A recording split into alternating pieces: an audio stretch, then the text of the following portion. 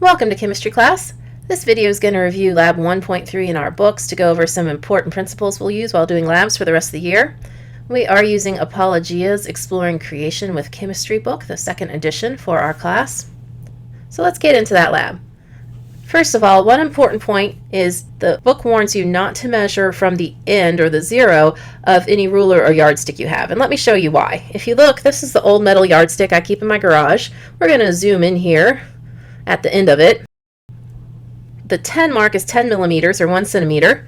The first high mark that isn't numbered is the 5 millimeter mark, and if you count backwards, you can see where 5, 4, 3, 2, and 1 are and figure out pretty easily where 0 would be, which, if you notice, is not at the end of the yardstick. So if you measure anything with this yardstick by just placing the end up against it and assuming the end is 0, you're going to end up 1 to 2 millimeters higher than you should because of how this yardstick was stamped. Now, it's not that you can't measure from the 0. If there is a 0 marked on your yardstick, as long as you line up with that, that's fine. The real problem is you don't want to measure from the end of your measuring device. It may be stamped inaccurately, which means every measurement you take will either be a little too big or a little too small. Your book encourages you to measure from the 1 centimeter mark or something similar. I would go ahead and encourage you to try from the 10 centimeter mark if you have enough space to start there. I've seen so many students who start at the 1 centimeter mark forget to subtract that 1 centimeter when they're done. And it's so close in measurement that you don't notice it. You just have bad results. You don't know why. If you measure from 10 centimeters, it's still real easy to do the math to subtract that and get your actual length. But you're more likely to notice if you forget because your results will be way off. All right, so let's move on to our lab. I didn't want to steal all the fun from you, so I picked a book off my bookshelf. This is one that used to be my grandfather's. I think it's pretty. It's kind of a weird story, though. But anyway, I'm going to measure this length and width in both inches and centimeters. First, let's go through our lab report, get it started. This is lab 1.3, and the title is Comparing Conversions to Measurements. Also, if you're writing this on a loose piece of paper, you need to have your name on there somewhere. Next, you're going to come up with a purpose. You may have only come up with 1 or 2 of these, but as a teacher, I see 3 big things going on. First, you want to learn how to measure accurately. In other words, don't use the end of a ruler if the end of the ruler is no good. 2, you want to make and record measurements with a correct level of precision. If you don't write down your measurements with the right number of significant figures, then your answer is not going to have the correct number of significant figures. And finally, we want to make sure we know how to convert measurements between different units, in this case, inches and centimeters. Hypothesis is a little weird for this lab because we're exploring math more than we're exploring chemistry, but just do your best. What I'm going to say is within a small margin of error, the area of the book cover will be the same whether the original measurements are in inches or centimeters. So the point is to prove that we're not actually changing the value of the area when we convert the units. We're coming up with an equivalent value, just a different way of saying it. All right, and now I'm going to get ready to record my results. Remember, a number by itself is pretty much useless in science. You definitely need labels to go with it. 3 means nothing to me. It could be miles, it could be nanometers. That's a big difference. The other thing when you're doing your lab, even if you put the units on there, I still need to know what it is because you probably have multiple measurements you're taking, and it might seem obvious at the time when you're going through the steps and you're writing things down, but whoever reads your lab needs to understand, oh, this measures this and this measures that. So I'm making myself a chart. That way in my table I have a spot to put each of my measurements. Now it's time to actually get those measurements. If we zoom in toward the right here, you see I've got it perfectly lined up at 10 centimeters. And as we head over to the left edge of the book, you can see it falls between 28 and 29 centimeters, which after we subtract out the 10 centimeter starting point gives us 18 to 19 centimeters.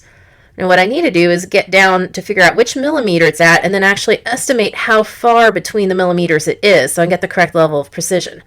This picture is a little deceiving because the spine of the book is sort of squishy, it's rounded. It's hard to tell where that edge is. Different people might interpret differently where the edge of the book is. What's important to you as a student is that you are consistent with yourself, that if you take the measurements one way one time, you need to take them the same way the next time you do it. So for me, I'm kind of drawing a line to show you where I saw the edge of the book at, and it was between the 28.2 and the 28.3 centimeter mark. I estimated it as 28.27. And subtracting the 10 off from my starting point, that gives me a width of 18.27 centimeters. We're doing the same thing again, but this time we're doing it in inches. I have 10 inches lined up with the right-hand side of the book, and if we zoom in on the left-hand side, we see it's a little bit more than 17 inches, which would be 7 after we take the 10 away. My yardstick goes in eighths of an inch. Your ruler might be sixteenths of an inch or something else. So I need to estimate with one place more than an eighth of an inch. So as you can see, the book edge falls between the 1/8 and the 2/8 marks. I'm going to estimate that as being 1.7 So I have 7 and 1.7 of an inch. To get that as a decimal, use your calculator, do 1.7 divided by 8. Take the correct number of significant figures and you end up with 7.21 inches. Now we're doing the length of the book. We're doing centimeters this time, but my yardstick just did not want to balance if I started at the 10 centimeter mark. So you can see I actually started at the 30 centimeter mark at this time. That's fine as long as I remember to subtract 30 when I'm done. So at the top, you can see it's falling between 54 and 55 centimeters. So in reality, the book is between 24 and 25 centimeters long. And when you really zoom in there, you can see it's not quite at the halfway mark. So my estimate was 24.48 centimeters. For length, we're starting at the 10 inch at the top this time. So we're going to zoom in at the bottom and see that it falls between 19 and 20. In fact, it's between the 5/8 and the 6/8 or 3/4 mark. And I estimated that as 9 and 5.28 of an inch. You use your calculator to figure out what 5.2 divided by 8 is, and you'll get 9.65 inches to the correct level of significant figures. Now for our lab report, we just need to do some math, some calculations, and then do some conclusions. To calculate the area, that's just length times width. When we do the calculation for inches, we have 3 significant figures in each of our original measurements, 7.21 and 9.65.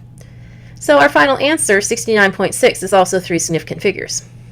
When we use our measurements in centimeters, we actually have 4 significant figures in each component, so our answer will have 4 significant figures. Now we want to take these numbers and we want to see what happens if we start with our measurement in inches and convert it to centimeters. Will we get the same thing we did when we just started with centimeters? So when we convert inches to centimeters, we need to multiply our measurement by a special fraction that's equal to 1. And that fraction is going to be set up so the top and the bottom are equivalent, but the top is going to be in terms of the units we want to keep. And the bottom is going to be in terms of the units we want to get rid of because we can cancel with the units we have. So 7.21 inches is then multiplied by 2.54 centimeters over 1 inch. That fraction is equal to 1. It's not changing the value, but it does let us cancel the inches and keep the centimeters. Initially, I wrote down my full answer from the calculator, but then I go back and I see that I have 3 significant figures in 7.21, and I have 3 significant figures in 2.54. I get to ignore the 1 because it's basically saying every inch. It's not actually a measurement of 1. So I have 3 and 3, so 3 is the significant figures I need. I get 18.3. I do it again with 9.65, multiply it by 2.54 centimeters divided by 1 inch. With 3 significant figures, I end up with 24.5 centimeters. I take my 2 measurements, I multiply them, length times width, to get area. I limit myself to 3 significant figures, and I get 448 centimeters squared. As you can see, it's very close to our other measurement of 447.2 centimeters squared, less than 0.25% off. So our conclusion is converting to different units does not change the value.